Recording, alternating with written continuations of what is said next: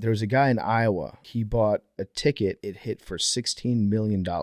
The rules are you have a year to claim it. In Iowa, if you hit the jackpot, you can't be anonymous when you claim it. You have to say who you are and your name will be published. That's part of the deal that goes along with it. 6 months after the drawing, there was a lawyer up in Canada that hit them up and was like, hey, I have the ticket. I'm a lawyer in Canada. I would like to claim it. And they're like, okay, this sounds kind of weird because the guy in Canada wouldn't come to Iowa to like turn the physical ticket in. So they asked the guy, okay, what's the serial number? And then what's the number combination that you have? The serial number on the ticket is not publicly available information. You only have that if you have the ticket in your hand. And so he gave them the serial number, which was right, gave them the right combination, obviously. And they're like, okay, why won't you come to Iowa to claim? He's like, I really want to come down there. So they reviewed the convenience store footage and they're like, what were you wearing when you bought it? And he just made something up that wasn't right. Then he was like, I'd like you to wire the amount to this corporation that I run. But the corporation was spelled incorrectly. So like, there's something up going on here. Fast forward another 6 months. It's been a year to the day since the lottery winner was chosen. He's got 2 hours left. A different lawyer from New York shows up with 2 hours left. Is like, here's the ticket. I have it in my hands right now.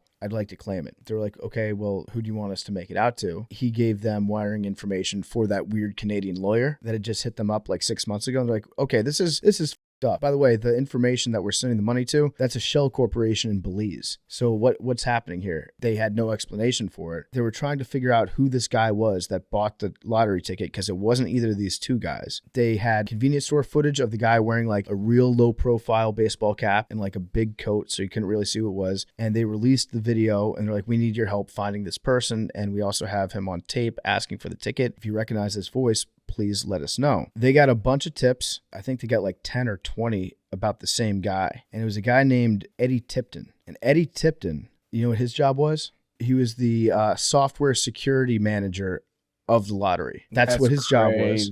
And what he did, he wrote code into the lottery so that on May 22nd, November 23rd, and December 29th, he would select which numbers would win on those 3 days. So he slipped in lines of code, hoping nobody would notice, and he won the lottery twice. So they caught him for that. And then they started to investigate, wait a second, what about these other lottery winners? Because it just so happens we found out that Eddie's brother won the lottery 10 years ago in Colorado. And then they found like 2 other people on those 3 dates that had won the lottery. And it's because old Eddie Tipton just like slipped in a little bit of code and rigged it for himself. So he went to jail.